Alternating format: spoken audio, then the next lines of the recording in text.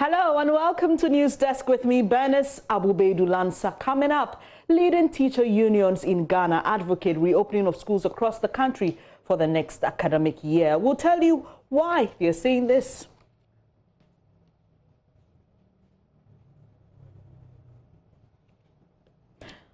Also, discourage children from handling unfamiliar objects. That's the advice coming from the police after 4 children were injured by a device which detonated while they played with it. The only thing I heard was like, boom! I was like, Lord of His mercy, what is happening? Details as residents of La call for a scan of the community following the incident, and former president and NDC flag bearer ask for clemency for pastors jailed for flouting COVID-19 protocols during the lockdown. In business, Bank of Ghana accused of breaching Specialized Deposit Institutions Act by failing to publish inventory report on collapsed banks and microfinance institutions. We have this including the latest in the world of sports. Do stay with us.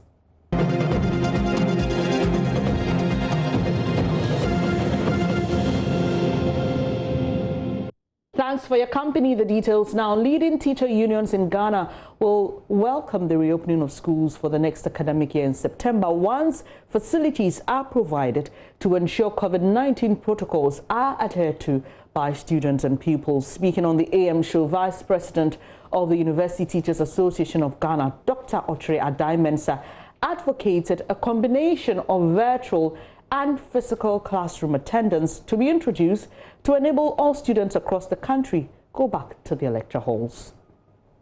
Whether or not we would reopen would have depended on 1, our understanding and knowledge of the virus, 2, the host interactions, 3, understanding of the disease it causes, 4, the immunity that one gets, whether or not it is fleeting or it is long-lasting or lifelong. Unfortunately for us, there's a lot of uncertainty surrounding the virus, the disease it causes, its pathophysiology, and so on and so forth. So we are put in a situation where the decision we take will largely be dictated to by the data that has accrued both locally and globally. Now, it is important to put certain things in proper perspective. Now, the first point to make is that presently we know for a fact that a large majority of the people who get the infection will be either asymptomatic, or even if they would have some symptoms at all, it would be mild. And we are talking about people in excess of 90% of those who get infected. Again, the truth is that of those who get infected, those who are likely to get severe disease are those in the extreme of age, those who are above 65, for example. Now, if there has been any time in our history as a people when having a low life expectancy has been beneficial or advantageous, quote unquote, it would be now. It is because a careful look at the global picture would show that many of the countries that have had high mortality rates, high infection rates, are people who have a life expectancy of around 80, 83. And I'm talking about countries like Spain, Italy, Britain, the United States, and so on and so forth. Check their population pyramid. You realize that they have large numbers of people in the age brackets of more than 70, 65, more than 65, 70, 80, and so on and so forth. Now, in our part of the world, in Ghana, as I speak, and we have had a total of about 41,000 infections. About 90% or more of the people have either recovered or have been discharged. It means that the risk of them transmitting the infection to others is drastically reduced. Then again, of those who have severe disease or of those who have died, how many of them fall within the age bracket of the students we are talking about, from basic school to senior high school to the universities or the tertiary institutions? I think that the decision to reopen or not to reopen should be guided by these facts that as I have laid bare. I think that we cannot continue to live our lives like this. I think that the time has come for us to have a phased reopening at the least. Well, the sentiments shared there by Dr. Adai-Mensah were supported by Isaac J. Hyde, President of the National Union of Ghana Students and the Ghana National Association of Teachers. I speak to you, I think generally across the country, you get a sense that everybody feels that, oh, this is a normal situation, this has come to stay with us, and so we've got to get used to it. Notwithstanding that, we also should be careful not to underestimate the dangers that may come with we overly spreading the disease, because what it means is that we'll end up affecting more of the elderly. And then, of course, you can't also discount the fact that as much as this disease has been said to affect the elderly and people with preconditions, you may also have some students who are in the vulnerable brackets. And so there's a need for us to pay much attention to, upholding the protocols that have been put out there. Our biggest challenge, as I speak to you today, is the fact that you get to places and you see some of this PPEs and other materials there, which are just there as white elephants. It's not being used for the purpose that it's been used for. Generally, I think students have come to the point where there are mixed feelings. People are not so worried as they used to be. And so if it's about opening schools, I believe that most students are ready for it. I think we need to put the issues in perspective. We have the known variable and unknown variables. The known variable is that whether we like it or not, school will one day reopen. So that is a known variable. It is like the Bible says that it is appointed unto man once to die. So whether we like it or not, we will one day die. But as to the timing of the death, nobody knows. The same thing applies to this. The known variable is that schools will one day reopen. As to the time, we don't know. And that the variables that are unknown, or the unknown variables, are the key things that we must be examining at this particular time. Now, let me go back to what I talked about, the known variable. The known variable is the opening of the school. Now, schools are open for two main reasons, so that teaching and learning can take place.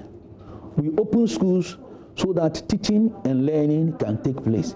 And we must all appreciate that teaching and learning can only take place within a secured and safe environment where both the teachers and the students feel that they are safe. And when that happens, the teachers can teach and learning can take place. Because when one of the people involved in the interface gets the impression that he or she is not safe, certainly teaching can go on, learning will not take place. Now that brings me the second variable, how to get the environment secured. And that's what we talk about, the unknown variables. The unknown variables are three. One, before we came to this particular stage, we established that the final year student, that the SHS and then the GHS students, the writing of the exam, we should adopt it like a pilot project and go into it. Depending upon what happens within this with the pilot project, that will inform us whether to go ahead and open the schools or not. As we speak now, the pilot project, it is not yet done because we have the SHS still pending and we have the JHS yet to write the exam. So the pilot project has not yet been completed. Now, away from resumption of schools, former President John Mahama has called on President Akufo-Addo to grant clemency to a pastor and his two followers who were jailed during the lockdown period for flouting the restrictions imposed by the president. The NDC flag bearer, who was speaking during an interaction with Christian leaders in the northern region capital Tamale during his recent visit, observed that the imposition of the COVID-19 restrictions was necessary to help fight the surging infections and keep the country safe. He also noted that some of the decisions and outcomes arising from the imposition of the restrictions have not been pleasant.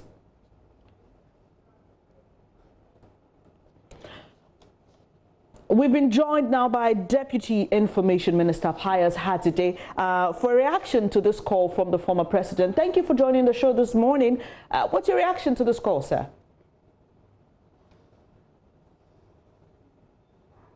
If you can, kindly unmute your video. Sorry, we can't hear you.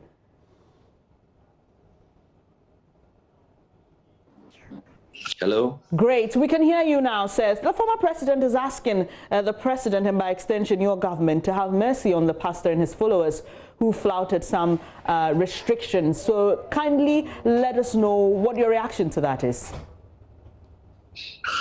Well, thank you very much. Good morning to you and to our cherished viewers. Let me begin by saying that it is worthy of note that the restrictions that were imposed by Parliament on the prompting of His Excellency the President have been commended by all and sundry as necessary in our efforts to confront and combat the coronavirus pandemic. In fact, the fact that Ghana performs creditably as far as the fight against COVID-19 is concerned, the restrictions largely also have played a meaningful role in that effort, and it is worthwhile that it is being commended by all and sundry, including even the opposition leader, Mr. John Dramani Mahama. As of this morning, I am not advised that the office of His Excellency the President has been seized with any appeal from any quarters, that is from the office of the former president himself or from members of the clergy to whom the former president was speaking. I can assure you that as and when any such appeal is received by the president's office, due consideration shall be given to that appeal. Mr. Hatide, are you saying that the appeal that he's made now in the open is not enough? You're expecting something written, official? It is my understanding that he rather appealed to the religious leaders to make the appeal. That's my understanding of what he said internally. And I am saying that I am not advised that as of this moment, the religious leaders themselves have made any such appeal to His Excellency the President. When that is done, like the President does all the time, he will consider and he will communicate his decision to the persons who may have made the appeal. Okay, but looking at the restrictions and incidents that have occurred over the time, we've had people flout the rules. One clear example is the former Deputy Minister, Carlos Ahinkra, who had to resign as a result of that brouhaha that occurred after he visited a center having tested positive. Many have said, well, the President should have taken action, or not even on the President, but the authorities mandated the police should have taken action like they did with this pastor and his followers. With regards to that and other incidents that have occurred, does the President have a reaction to those calls that have come? We continue to make those same calls that the law enforcement agencies, should they be convinced that there has been a breach in any of the laws, should need to take the necessary actions. In my view, the former Deputy Minister, Member of Parliament for the good people of the Tema West constituency, Honorable Carlos Ahinkra, conducted himself, exercised great indiscretion, if you ask me, and in the view of His Excellency the President, his decision to resign because he had not set a good enough example, and that he acted and exercised indiscretion, His Excellency the President decided to accept his resignation. And I think that even as we discuss this, the example of public officers who, having admitted that they acted with indiscretion and may not have set good examples, proceed to resign, a worthy example that are worthy of commendation. These are not. This is not something that is very, if you may, rampant in our culture, and so I think that having realized that an exercise of great indiscretion had occurred, the gentleman in question paid the high price of deciding to resign from the office of Deputy Minister, and that decision was duly accepted by His Excellency the President. Having said that, we all continue to encourage law enforcement when they do have evidence that there are breaches of relevant laws, they must continue to act. I'm not too sure what specific legal reference we will be making in the specific matter of Honorable Carlos Ahinkra relative to the restrictions. But even if there existed any, it is for the law enforcement agencies to act on it. Thank you very much for your time this morning. Pius Hatide's Deputy Information Minister reacting to that call by former President Mahama for clemency for the pastor and his followers who've been jailed for 4 years for flouting COVID-19 restrictions. Away from that, 4 children escaped death when a device they were playing with near the seashore turned out to be an explosive. The children sustained several wounds when the explosive went off while they were playing with it at Ella Beach. There's more in the following report. The loud sound was heard by everyone in and around the community. The time was 11 a.m., 4th August 2020. I hear the thing, as the thing blast, as a explosion. So who just shot the gun like that? Where my master told you it's not a gun, but here that the carpenter is knocking something for inside. What is not each person had their interpretation of what it meant. The only thing I heard was like, boom! I was like, Lord of His mercy, what is happening? Kofi Amwako, a mason returning from Osu, rushed to the scene. It was bad. There was blood oozing from different body parts of these kids. The 7-year-old was the worst hit. Even in the hospital, they had to remove a lot of pellets from his back. 7 years boy already. Oh no, I'm not going to tell you. I didn't even want to cheat. The ching not say. Then I make catch it up. Where the emoji to Brad. Uko Adams is the father of all 4 children, 1 boy, 4 girls, with ages between 5 and 12. The pig farmer is grateful to God that all 4 children survived the blast. Free Mushi. The grenade, while they saw smoke rising from it, luckily they threw it far away from them. If it got any inch closer, it would have killed them. Residents are scared of what the explosion could mean for the community. I have 2 wonderful kids. We love the ocean. We love to visit the ocean. I love to go there and do my medication and pray. What if I don't know and I step on something? All I want to say is, please, to whoever is listening to me, please, to the authorities, please, scan around and find out what is really happening in Salabadi. My concern, they should go inside the matter.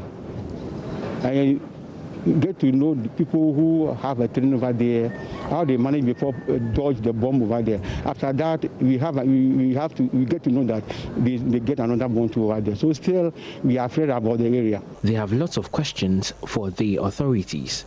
Witnesses say the military visited La last week and discovered even more grenades. They find one of the bomb over there and the other one too. So the bomb. The bomb here. Yeah. Can you show us which side? This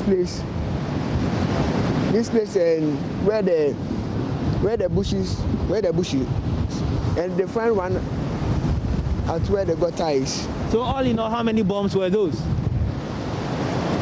There was 5 over here, and 1 over there, and there was 1, 2 over here, so 7. As they said, they come and find another bomb here. How many military men did you notice? Actually, the counts are coming. We can't count them. There were several. There are several. We can't if you give an estimate, how many will you say? If you have to estimate, say about how much? You can because we are there. We are working. The children's injuries mean more hospital bills for a father who is now struggling to put food on the table. I must need the general public to help me out. I'm truly in a sad situation. He now has medical issues with his leg. And 1 year can say, oh, Sika must say, because any papa could must say 12 million. We Sika must say 12 million.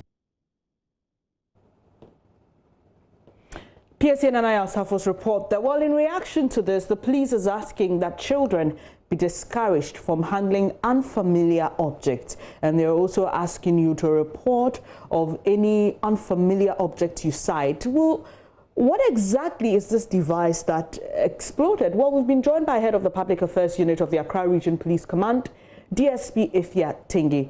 Thank you very much for your time this morning, DSP. Has the police been able to establish the make of this device? Yes, thank you very much. Since the report of the incident that is on the 5th to the police, the police had to lead a team of investigators together with experts from the Ghana Armed Forces to the scene. And so it was established that it was a grenade. And we don't know how the object got on the shore of the La Beach. As such, we are conducting investigations into it to ascertain how they got there. So that is why we are cautioning the general public. I think these education, we have done them in the past, we continue to do so. And so for the sake of public safety and for the need to remind all of us that this campaign we used to do in the past, let us still continue. That if we still see any object that we don't know how those objects got to where we are or where we are sighting them, it would be very good that we draw the attention of the police through our emergency line rather than handling them or touching them in any way that would end up injuring us. Now, residents are calling for a thorough scan of their community. Has that been done? It's calling for? A thorough scan. They're asking that the police come with devices that can detect these explosives. Yes, in my narration, I indicated that right from the report of the incident, we had to go to the scene with experts from the Criminal Investigations Department and also experts from the ammunition disposal unit of the Ghana Armed Forces to do all the scanning. All right. I'm asking beyond the scene. They're asking for a wider scan in the community, in the entire community, and I'm asking if that has been done. The authority and the experts in whose work it is to find out whether these objects could be found in any part of the community, if they think that there's a need for them to do so, I believe that for the purpose of public safety, they will do so. But for now, that is the information I have that they have done so, yes. But I don't know if they are going to extend it to the wider community. All right, so beyond the education and the earlier scan that was done when this issue was reported, is there anything more being done to secure the area and pick up intel on the existence of such devices, if there are any? Yes, and that is part of the investigative processes I have indicated. That in everything we need to do due diligence, we need to investigate thoroughly, we need to find out how they got there, because we have known that our shores have been very safe and that people go there merrymaking and all that. So if we are seeing something like this, it means that it calls for a broader interrogation or a broader investigation to find out whether indeed something is happening that we're not aware of. So all these are parts of the investigative processes.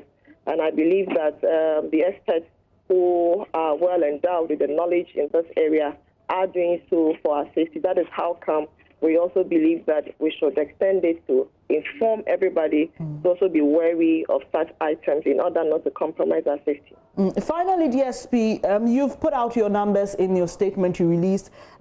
Persons are supposed to call 112-191 or 18555 if they see any device that you're not sure of. But what exactly should they be on the lookout for, since some of these things most of the time may actually be hidden or embedded in areas where they may be difficult to sight?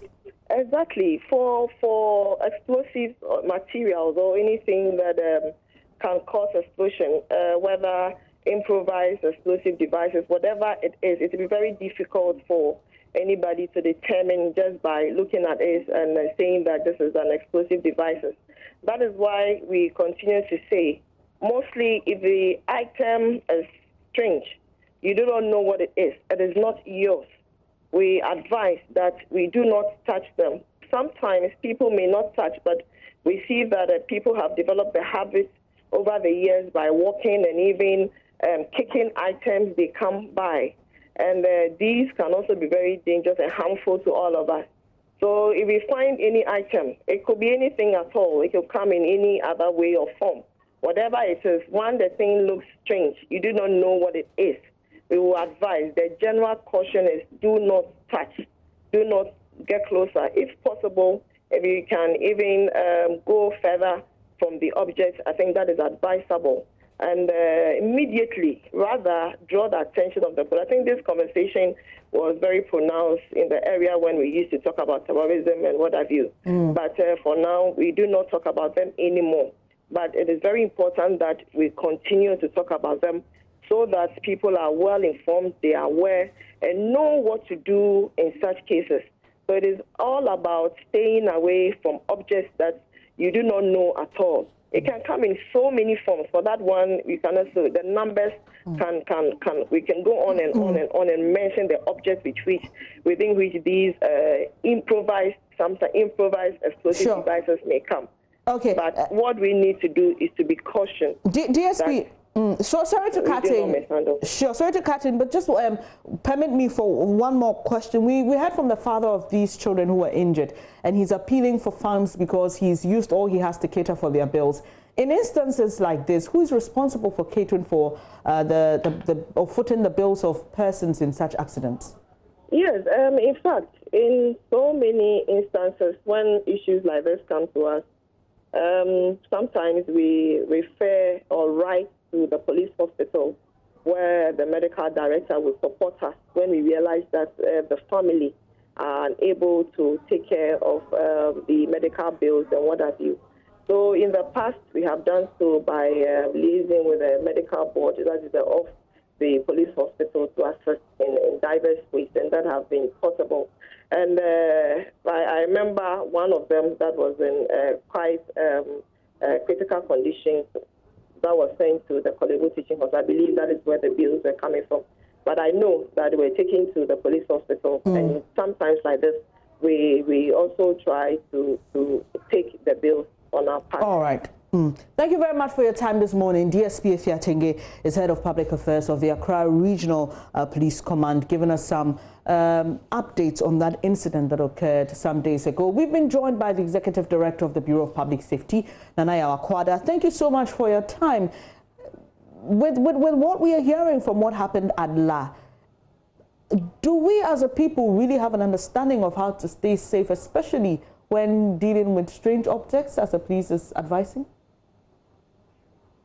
Well, good morning to your viewers. You mentioned we as a people, whether we have an understanding. I think that we have very limited understanding as far as procedures of engaging law enforcement over devices, if you like, that are not familiar with us, or devices that are lying in idle places or places that are unusual. Over time, we as a people have not or are yet to cultivate that habit of engaging law enforcement on issues like this. And you agree with me that this is also due to the fact that over a long period of time, we have not found our law enforcement responsive enough. And so instead of engaging them when come across spectacles such as these, we would rather move on. I believe that for the citizens to be confident in engaging law enforcement over some of these things, that we've had several campaigns. If you see something, say something, call emergency numbers and so on. We will need the police service, or if you like, law enforcement agencies, to be a bit more responsive than they have been in the past. So, Nanaya, you work with the Bureau of Public Safety. Have you had any reports of such incidents? Does this come as a novelty to you, what we're experiencing with this explosion? Well, in terms of explosion, we are coming up with the first half report on public safety and crime as we've monitored from January to date. At least when it comes to explosions, we are observing that there is an increasing trend between the same period last year January to June, as against January to June this year, in the number of incidents, there's been a marginal reduction, but the casualties have risen. And I think that part of a country's efforts to reducing preventable deaths or what we call accidental deaths, explosions cannot be ruled out. While we want to commend the police, of course, it's been a couple of days since this occurred, our understanding indicates, for making it public anyway, and for issuing statements to that effect. The disclosure on your show this morning that these were grenades is, I won't say refreshing. As far as the thirst for information is concerned, it's refreshing, but it gets scarier when you look at the broader picture in terms of public safety and security.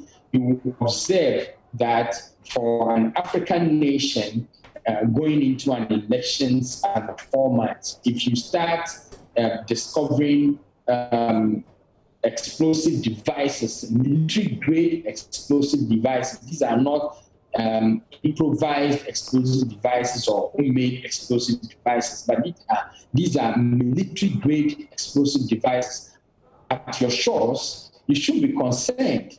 And that's what we are seeking to see, or get the police to act, or the defense ministry to trigger its protocols. From where we say we would want to see, say, that particular spot by now should have been sworn by our bomb experts, up to a certain radius, should be cordoned off for thorough scanning the area. Right. We should understand which vessels have operated in a certain, radius, kilometers or nautical miles away offshore. We should know. Nanaya Akwada there, he is Executive Director of the Bureau of Public Safety, sharing his thoughts on what has happened at La. We are really grateful for your time this morning, Nanaya Akwada. Well, away from that, but still on the police, the CID says it's on the hunt for a number of persons it believes are members of a syndicate, leaking people's nude photos and videos and then blackmailing them. On Friday, investigators, arrested a man they believe is the leader of the syndicate engaged in what they describe as sextortion after a 6-month operation. Mamyesi Thompson has more.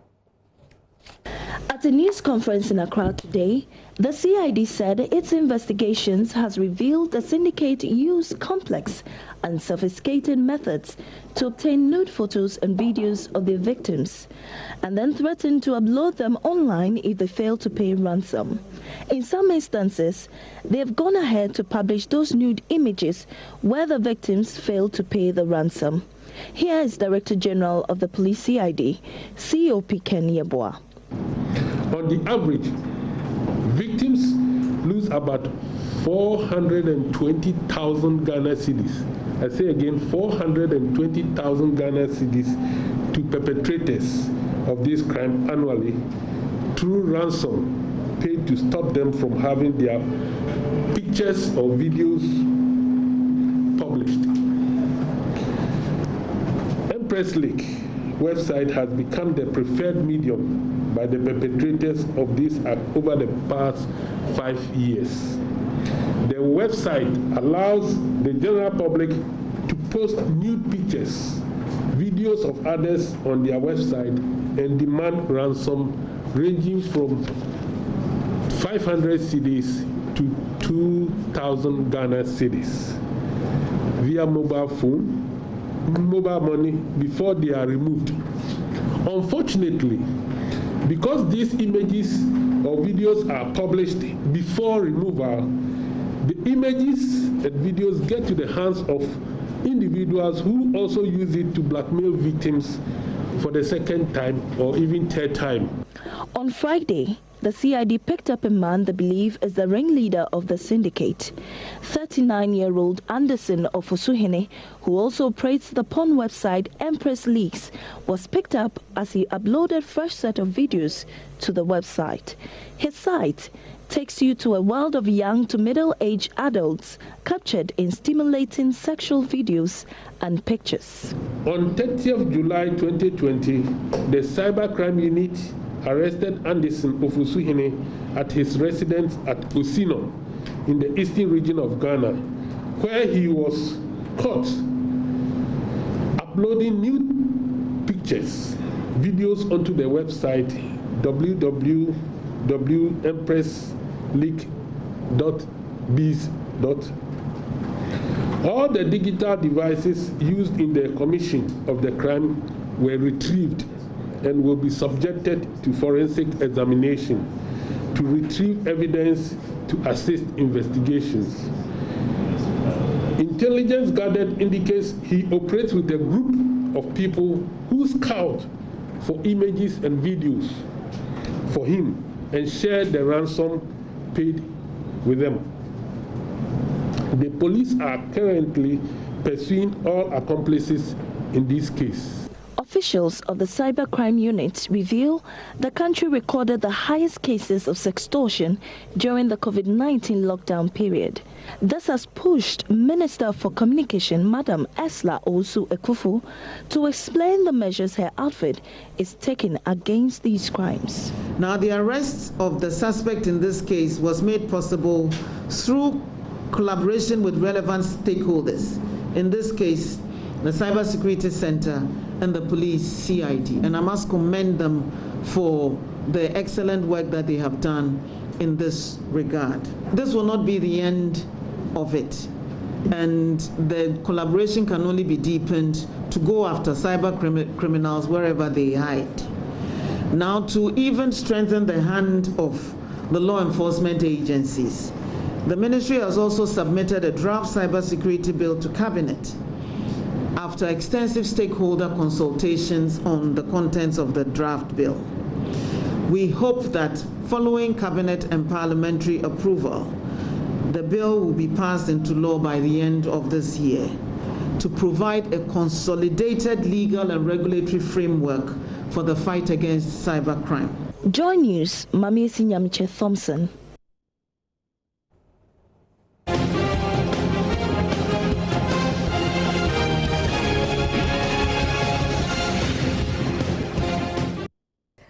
Thank you for staying on News Desk. This is your election headquarters. Now, the Electoral Commission has registered a total of 16,663,699 voters as of Thursday, August 6, 2020.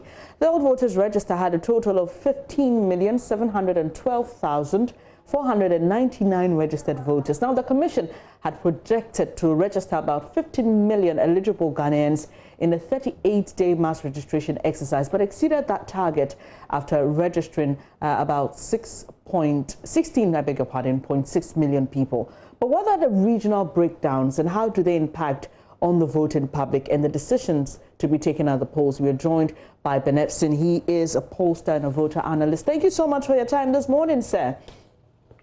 Good morning, and good morning to our viewers. All right. So there's been a lot of debate about the numbers. Was there really a bloated voter register previously, all in all? But really, do the numbers mean anything when it comes to the voting proper? Yes, they do. Since 1992, any government who has won, any political party who has won the presidency and majority of seats in parliament has won the swing regions of Greater Accra, Central, and Western. In the main, the MPP strongholds are Ashanti Eastern region. The NDC gets majority of votes in the three northern regions and a Volta region. Brangahafo is split. So these three kingmakers decide the winner. Mm. And so from what you've observed per the debate within the public space, we're reading recently, even in your in the Daily Dispatch today that the NDC's flag bearer is actually satisfied with the current voter roll.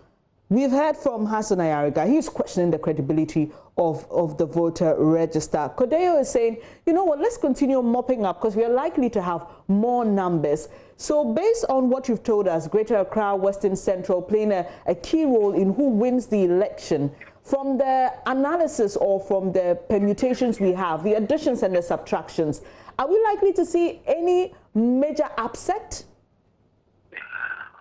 Well, I think that COVID has had an impact, and I believe that it will be by October that one will clearly have. You can see if you look at the chart, Greater Accra has the highest increase between 2016 and 2020.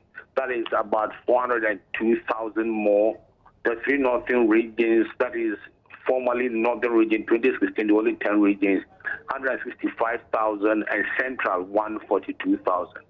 And I must say that the figure for this proves that the 2016 register had a problem. Because 2016, there was 16 million. On the average, between 900,000 and 1 million people get on the voter register every year. So if they had added to the 2016, we'll be having about 18.5, 19 million. And for a population of about estimated to be 31 million, would have been too much. So, and like the EC themselves have said, I don't think that we'll be having such a massive voter registration again because, one, if you look at those who use instruments to register, 60% use Ghana card. Yes. So I presume that by 2024, we should have about 90% having Ghana card. And with the way this thing has been done, every year when the voters register is opened, so the country is likely to save so much money having such a massive voter registration. Now, Ms. Efson, if I get you right, you agree with the EC then that the previous register was bloated? Yes, I agree. Interesting. And should we expect anything from you in the coming days with regards to who could possibly win the elections and all, as you've always done during election years? Yes, last weekend we sent our guys out to Greater Accra region and Central, and by the end of October we'll have an idea. But there could be surprises because as at end of July,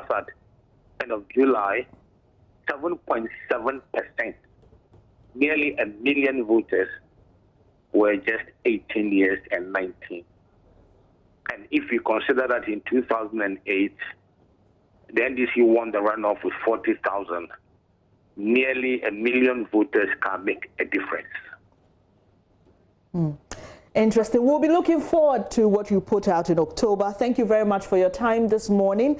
Ben Efson is an editor with Daily Dispatch and a pollster as well, sharing his thoughts on the current voter register and how it compares to the previous one and what we should be expecting in the December 2020 polls. This is your election headquarters, and we'll bring you all you need to know on the elections even as we build up. Away from elections, if I could get just one artificial hand for my son to be able to go to school, I believe it will secure a future for him to have a decent life, better than what we are offering him. This is the plea of 40-year Nimatu Abukari, whose son lost both hands in a fire when he had a seizure. Al-Hassan was born a normal child like other children in his neighborhood in Yampala in the northern region.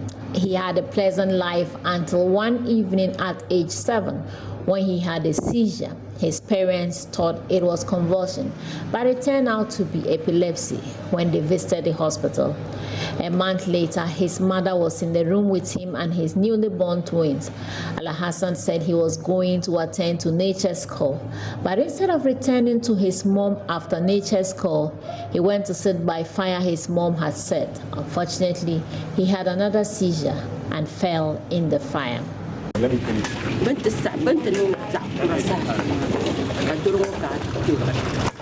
were grown when the illness attacked him.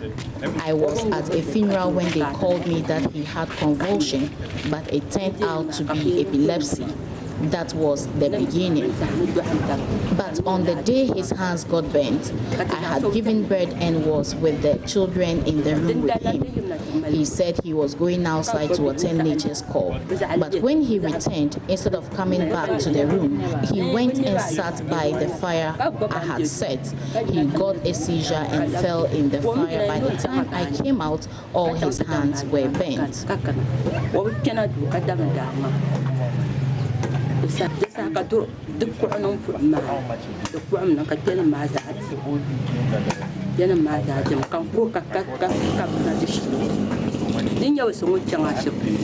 Ignorance of the consequences of taking Al-Hassan home from hospital and money had become a crucial subject to save his hands.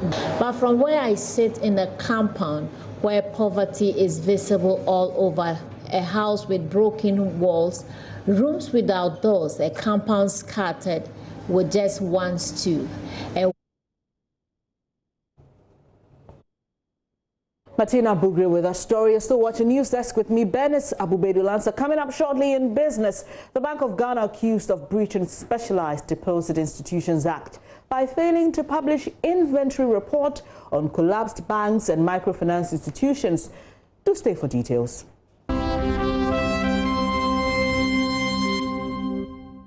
Hi, good morning. Welcome to Business. My name is Darryl Kwao. Minority Leader Haruna Idris is accusing the Bank of Ghana of breaching the Specialized Deposit Institutions Act by not publishing an inventory report on the collapsed banks and microfinance institutions. The law requires that the receiver submits the list of assets of the banks it takes over within a month to the Bank of Ghana for publication in the newspapers. Mr. Idrisu suggests the receiver may have received commissions in excess of the legally mandated 5% on the assets of assets it auctioned. I beg your pardon. According to the Banks and Specialized Deposit Taking Institutions Act 2016, Act 930, Section 1301, and I quote, "A receiver shall establish a new financial position for the bank or specialized deposit-taking institution based on a determination of liquidation values of the assets of the bank or specialized deposit-taking institution, emphasis, values of the assets of the bank." Section 134, emphasis, "The receiver shall within 1 month of taking possession of a bank or specialized deposit-taking institution and transmit a copy of the inventory report to the Bank of Ghana." DCB Bank has added to the list of organizations that have donated to the Upper West Region's Directorate of Health Services in the fight against CSM and COVID-19 pandemic. Rafiq Salam has more from WA. The donation of 100,000 Ghana cedis to the Upper West Region's Directorate of Health Services by the Ghana Commercial Bank GCB came on the heels of a request made to the bank by the former to help in the fight against the cerebrospinal meningitis CSM and COVID-19 pandemic and some challenges they are grappling with. Outgoing regional manager of the terminal zone of the GCB, Alhaji Yakub Gomda, accompanied by some officials of the bank on behalf of the board and management of GCB, presented a dummy check of 100,000 to the Upper West Directorate of the Health Services. Well, it's in respect of the request that the Upper West Health Directorate made to the bank in connection with their fight, against what we call the CSM, the COVID, and the general upliftment of your infrastructure. You know, this is the 67th anniversary of the bank. And as you requested, the bank, the management and board and the management of the bank have decided to donate to you in respect of the request that you have made. Acting Upper West Director of Health Services, Dr. Diemen Pouiri, thanked the GCB for the kind gesture. Dr. Pouiri disclosed that as of August 8, the region had 88 confirmed cases of COVID-19 with 3 deaths. 85 other patients who came down with the disease have been discharged from treatment, so they are currently at home. So As a region, we don't have any active case as we speak. But of course, some few samples are still at the laboratory, and every day we send suspected samples. So as and when we receive results, we can update you. He was pleased with the public attitude to adhere to health services protocols, especially the wearing of nose masks. Education must really go down well for people to observe social distancing, and particularly the wearing of nose masks. These days when you walk through town, you see that people are not adhering to this, and we talk and talk and talk. So as media, want to urge you to also support us to actually propagate this message, to translate into behavior change, so that we all protect the vulnerable groups from coming down with this disease. Reporting for JoyNews, Rafiq Salam. Wa.